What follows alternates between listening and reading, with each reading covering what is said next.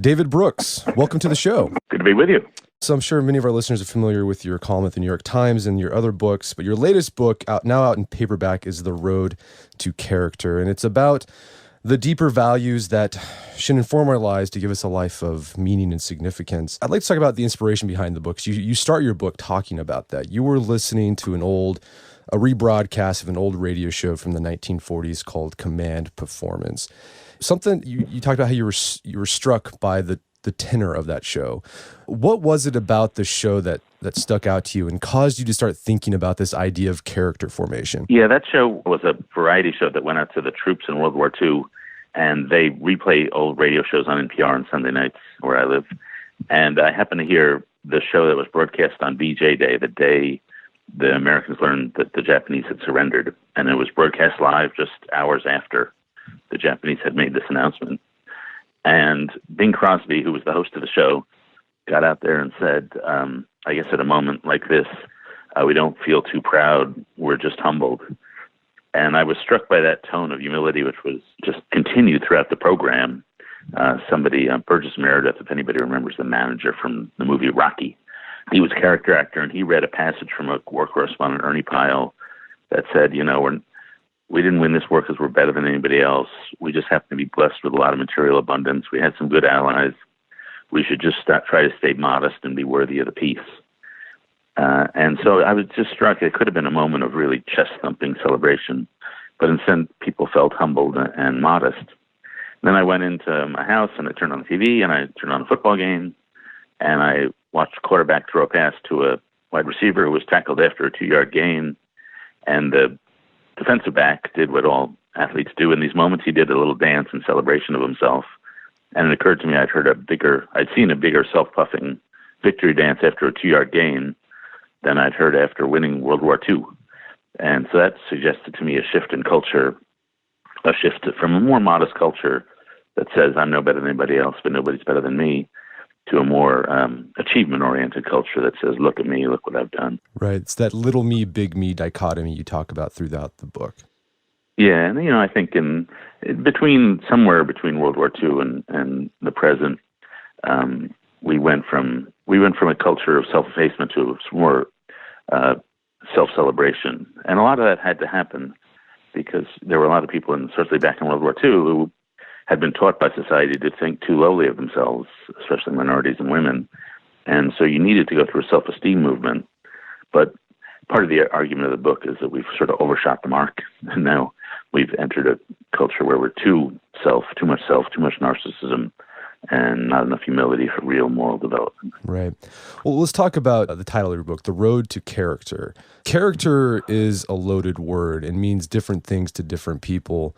In your book, how are you defining character? Yeah, I've come to think of it as, first of all, I'm not crazy about the word because it connotes sort of stuffiness sometimes and pomposity. And it also sometimes, for some people, it's like iron self-will and a sort of a joylessness. But I would say I use the word because we really have a starved vocabulary when it comes to the inner life, when it comes to moral things. And so very often, if you're going to try to figure this stuff out, you've got to rely on words you don't really like because we just don't have a lot of good words. That's a problem with our civilization, or at least Western culture. So to me, character is two things. First, a settled disposition to do good, that you've built in through habits and other things, tendencies to be honest, to be courageous. And you're not going to be honest and courageous in all circumstances at all times. But you sort of have a disposition in that direction, in part because of how you were born, but in part because of the habits and the way you've lived your life. And then the second thing is being faithful to your commitments. We all make commitments to friends, to spouses, to a job, to a community. And I think our character is determined by how faithful we are, how we serve our community, how we stay loyal to our friends, put in time with our kids, and it's really the act of living up to your promises. So, as I mentioned earlier, throughout the book, you use these dichotomies to talk about the different worldviews. This moral worldview that existed, World War II, and then what exists now pre-World War or after World War II.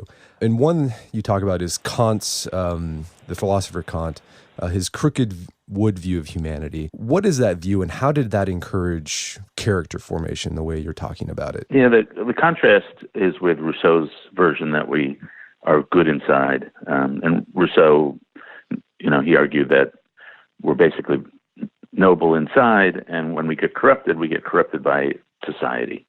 And so inside ourselves is this little angel, and if we can only get in touch with ourselves and be true to ourselves and be authentic to ourselves, then life would go well. And Kant and other people in this crooked timber school of humanity said, no, that's not really true. We've got some good inside, we're splendidly endowed, but we're also deeply broken. And we tend to be selfish, we see the world from our own point of view, and so being authentic and sincere to yourself is often the wrong thing, because often yourself is selfish and slightly dishonest. And so people with a crooked timber view of humanity, which I am, believe that one of the core things we have to do in life is to identify our core sin, what's really wrong with us. Some people have a tendency to be afraid. Some people are vain. Some people are materialistic. Some people are shallow. Some people are people pleasers. And then sort of work on that problem. And the book has 10 characters, and a lot of them, none of them were born good. They were all kind of pathetic at age 20. But by 70, they were kind of amazing. And I wanted to know how they did it. And they regarded the inner fight against their own weaknesses as pretty much the central drama of their life. And on days when they did something to defeat their weakness, some of them were just hyper-emotional and insecure. Some of them were desperate for love. Some of them had tempers. On days when they defeated whatever their weakness was, they felt really good. On days when they didn't, they felt horrible. And so it was a constant battle, and they lived their lives as sort of a moral struggle against sin, if you want to use that word. So another dichotomy I thought was particularly incisive, and I've been thinking a lot about it lately, is this idea of Adam 1 and Adam 2. So we're talking about the biblical Adam here. What's the difference between Adam 1 and Adam 2? Yeah, this is a distinction made by a guy named Rabbi Joseph Soloveitchik, who lived in the first half of the 20th century up in Boston. And he says we have two sides of our nature which are in competition. The Adam 1, which is what he calls the majestic side, and that's the career side, wants to build and create things and, be successful. And then Adam 2 is the humble side, and that's the side that wants to seek goodness and seek virtue, to feel like you're connected to an unconditional love, that you've fulfilled your spiritual nature. And he sees these two sides of our nature are in tension. And the way I put it in the book, just to sometimes get out of his categories, is to divide between the resume virtues and the eulogy virtues. The resume virtues are the things that make us good at our job, and the eulogy virtues are the things people say about us after we're dead, like whether you're honest, courageous, capable of love. And so he says these two different sides of our nature are sometimes in conflict because they operate by different logics. The resume side operates by a straightforward logic, which is input leads to output, effort leads to reward. And the moral logic of the eulogy side of our nature is sometimes reversed.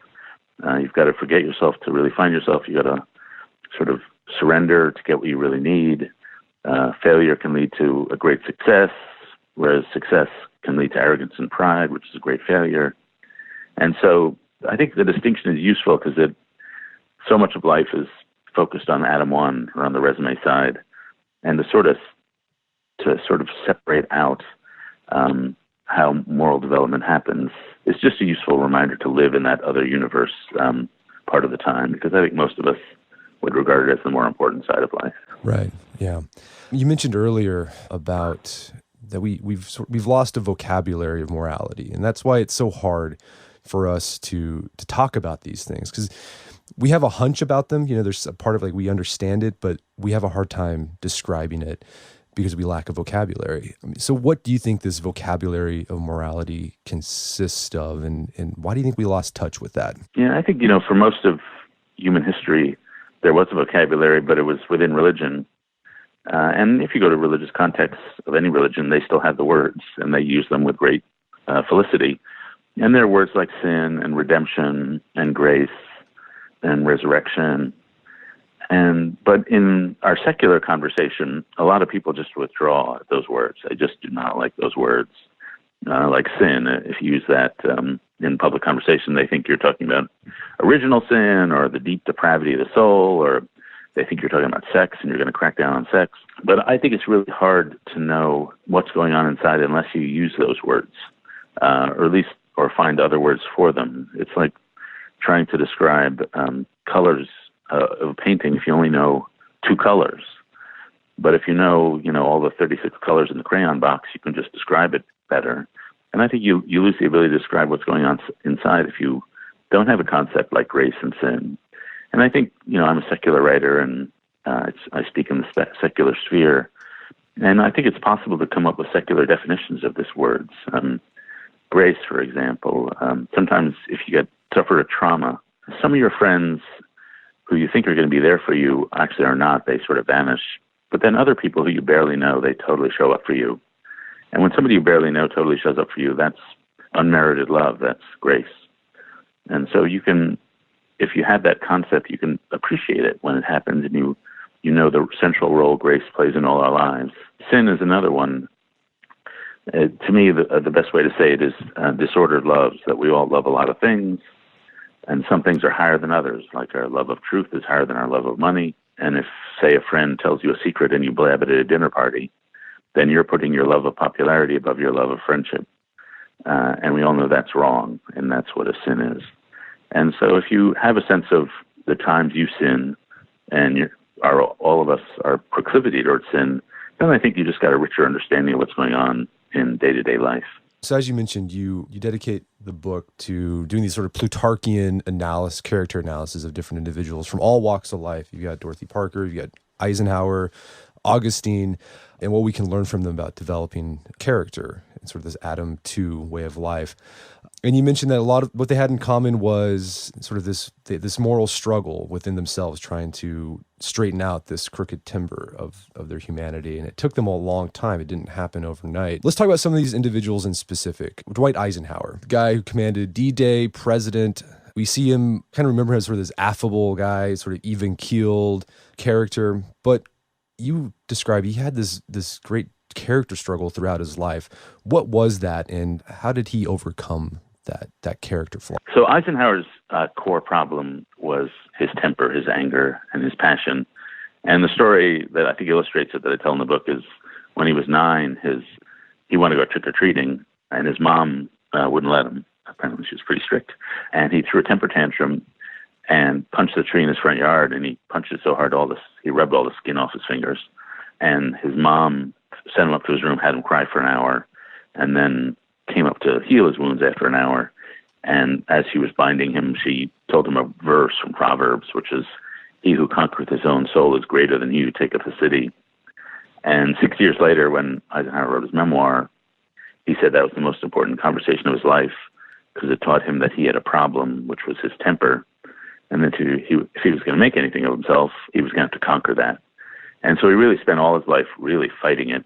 And we think of him as this sort of happy-go-lucky, as you say, country club guy. But he was inside, especially when he was leading the troops in World War II and as president. He was filled with anger at night. He was up late. He was smoking. He was drinking. He had throat infections, blood pressure spikes. But he had learned a way to battle that. Some of them, his devices were very shallow. He was a big hater, so he'd write the names of the people he hated on a piece of paper and just rip them up and throw them in the garbage can. Just all his ways to purge and control his anger so he could be a good leader and a good father and a good president. And he managed to do it quite successfully, but he was not a sincere person. The Eisenhower we see on the surface is very different than the Eisenhower that actually existed inside. And you also talk about how his military career, it was stymied for most of his career. He saw himself as this great leader. He wanted to serve in that capacity, but it just seemed like he was just getting shunted to different areas where he was acting as the subordinate. How did his military career and the struggles of advancing kind of refine Eisenhower? Yeah, I'd say it made him sort of stifle his ambition and serve an institution. And so he was at West Point when World War I happened, and he sort of missed that. And then he got shunted off to staff jobs. So he was People's Chief of Staff. He was Douglas MacArthur's Chief of Staff for a long time, and MacArthur was sort of an egomaniac, and it was very frustrating to be underneath him because you were basically underneath a guy with a monstrous ego and very histrionic, and Eisenhower was not. But he basically served believe that I'm going to serve the military. When I'm given an assignment that I don't want, I'm not going to get mad. I'll just say, well, what can I do here that'll be of service to the military and service to the country? And it was, in many ways, until he was probably 45 or 50, it was just a very frustrating life. But he filled it with acts of service, just doing the job as best as he can.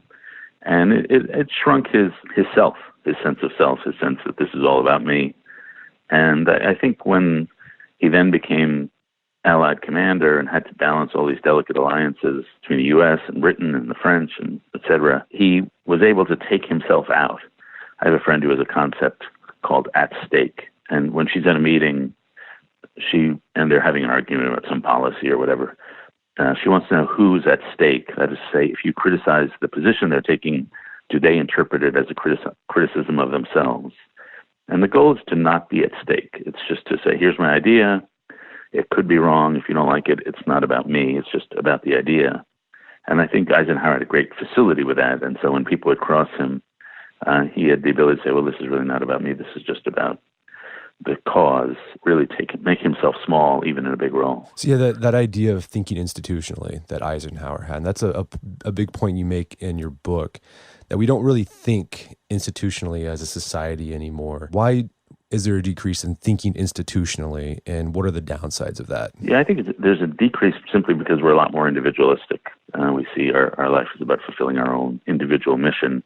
But, another person who thought institutionally in the book is George Marshall, who was also general in World War II. And the basic mindset is, when I'm born, I'm not born into some virgin earth with no institutions. I'm born into a crowded place where people came before and they built all these institutions. And most of what I do in life is I just inhabit an institution. You could go to a certain university, you could work at a certain company, you could follow certain professions.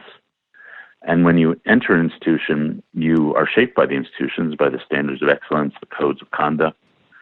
And then when you try to live up to those codes, you're sort of shaped by it. And then you say, hey, this thing was here before I was born. It's going to be here after I was dead. And I'm just going to try to be a steward of it and pass it along in better shape than I got it. And I think that's accurate. That's actually how we live. We don't totally create our own lives. We inhabit posts and we're called to different stations. And so I do think it's a calmer, more selfless, and ultimately a happier way to live, just because you know what you're here for, you know what's expected of you, and you're connected with other people to a common cause, and you're just happier being connected to other people in that way. And the idea that we're all a bunch of easy riders out on the highway by ourselves, I think is a bit of a recipe for unhappiness. And there's sort of a debate in American movies between It's a Wonderful Life and that movie Easy Rider. And one has a definition of happiness as really being locked down in a community. And sometimes it can be frustrated because there are restrictions. The other has a vision of happiness of total freedom, of no restrictions. And I think It's a Wonderful Life is actually a more accurate version of what happiness looks like.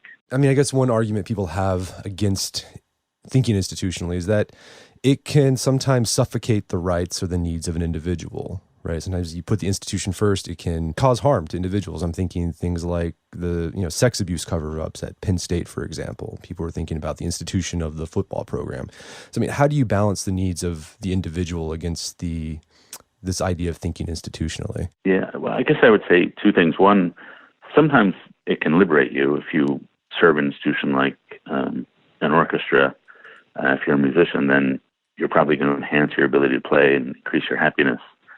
But I guess the other thing I'd say is we all have different commitments to different things. And one of the arts of life, and there's no rule about this, is balancing your commitments. So I'm very suspicious of people who are only committed to one thing. If you're only committed to an institution and you're not committed to a larger moral system, or you're not committed to your friendships, then you're going to turn into sort of a totalitarian personality, and you're going to sacrifice everything, even common decency, to that institution. So one of the arts of life is balancing your commitment, and it could be a commitment to say, serving the Catholic Church, but hopefully you've also got a commitment to theology and good conduct.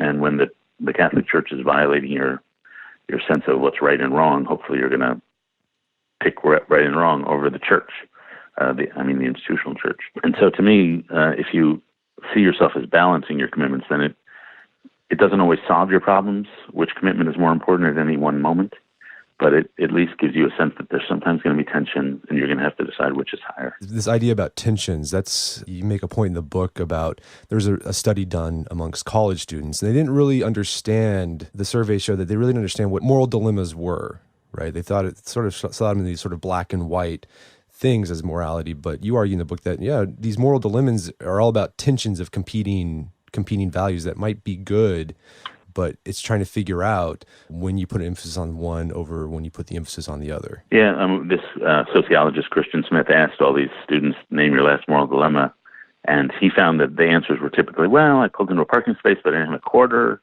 or I really like this apartment, but I couldn't really afford it. And he had to point out these are not moral dilemmas. They may be problems. But a moral dilemma is when two value systems clash. Say the system that makes you want to value freedom, but the system that makes you want to value cohesion and community. And these two things often clash, and often there's a clash between justice and mercy. We want to be nice to people, but we also want to tell them the truth when they're doing something wrong and be a little hard. And so there's a tension between these two things. And so, in my view, we're constantly living within these tensions. There's no rule. That's the problem. If you think you can set one rule and it's going to apply in every situation, you're just making it become cruel and heartless. And so the art of living is the art of sort of navigating the boat and figuring out when you're sort of tipped over a little too far one way and when you're tipped over too far the other way. Right. It's Aristotelian, trying to find that mean. So another character, speaking of Aristotle, you highlight in the book is Augustine, Catholic theologian. You mentioned this earlier, this idea of ordered love, and Augustine talks about this in his Confessions. How can Augustine's idea of ordered love help us develop our character? He was more or less a successful young Ivy Leaguer. That's more or less what he was. He grew up in a town in northern Africa. The town recognized how smart he was. They raised some money. They sent him to university in Carthage. And so he was rising successful, and he had a very successful career, but he was desperately unhappy. His heart was restless, is how he put it, and he just found himself. He was like a jealous lover. He became a little hedonistic, at least by his standards. And he just was unfulfilled, and he just felt empty inside. He went in for some radical philosophical systems. He was just searching around for a way to find inner peace. She finally showed him the way, but he still didn't want to give up the life that he was leading. He didn't want to give up some of the worldly pleasures he loved. He didn't want to give up sex. He didn't want to give up money and sort of the high professional career success he was enjoying. And then he had a scene in a garden where he said, and he saw a vision of a goddess, more or less. What was interesting about the goddess was she was not some pristine, otherworldly figure. He describes her as sort of a goddess of fertility. And the message is that, you think you want sex, but I'm offering you a pleasure that's even better than sex. You think you want money, but I'm offering you wealth that's even better than money. And so the emphasis is that you always move from a lower love to a higher love. And life is not about self-denial, and it's not about being strict and puritanical. It's about seeking higher joys. And that's sort of the sweetness of life. And so we move from lower loves to higher ones. And the central argument is our longings and our desires are too paltry. We should go for the big ones, not the little ones. And if you're shooting your life for money or for Facebook likes, you're shooting for something small, and you should aim for something big. Right. It's that he was trying to focus on Adam 1 instead of Adam 2. And Yes, and he wrote one of the first confessions in Western civilization, the first really autobiographies that was really a journey into his inner life. And he spent a lot of time in introspection, and he just found himself unsatisfied and sort of wandering about without really much joy until he found an organizing purpose. Well, David, I think there's a lot of people who are listening to this, and they might be thinking, yeah, I like what I'm hearing. I want to develop character. I want to live this life of Adam 2. I want to recapture that little me mentality that has humility and puts institutions first when it furthers a good cause. But there's always that but. Like, how am I supposed to advance my career in a hyper-competitive Adam 1 world where if I don't toot my horn and develop my personal brand on Instagram and LinkedIn and all that stuff, how am I supposed to advance my career if I'm focusing on these Adam 2 things. I mean, it's like if everyone else is doing it and I don't do it, right, I'm going to be a sucker. So, I mean, there is sort of like almost a moral tragedy of commons going on here, right? Like if everyone's doing it and like you don't do it, then you're going to miss out. So what's your response to that? But yeah, I guess first the 10 people in my in the book were very successful. Dwight Eisenhower was president of the United States. George Marshall was top general.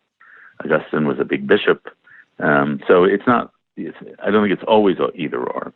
The second thing to be said is sometimes it is. So the hard part about some of these eulogy virtues is sometimes they do make you worse at your job. If getting ahead is going to involve lying or it's going to involve a lot of bragging, then a lot of these virtues will end up hurting you. And that's just a fact. And it's also a fact even in just time management. A lot of people decide they rather spend time on family and other relationships and less time on the job. And it does hurt their careers, but they think it makes for a more joyful life. And I do think that's generally the right choice. But the final thing to be said, and I've noticed this just in my own life, is that when I was in my 20s, I knew a lot of people who were hyper-ambitious and transparently ambitious. And they had good 20s. They were stars in their 20s. But a lot of them have sort of dropped out of my profession. I have no idea where they are. And they sort of burned through relationships, and they were using other people. And eventually, people just didn't want to be around them. They didn't want to hire them. And I can think of several examples of people who were seemed like hyper go-getters at 25. And by 45, they had fallen. And I think that's generally true of life, that most of us want to work with people who we like and trust.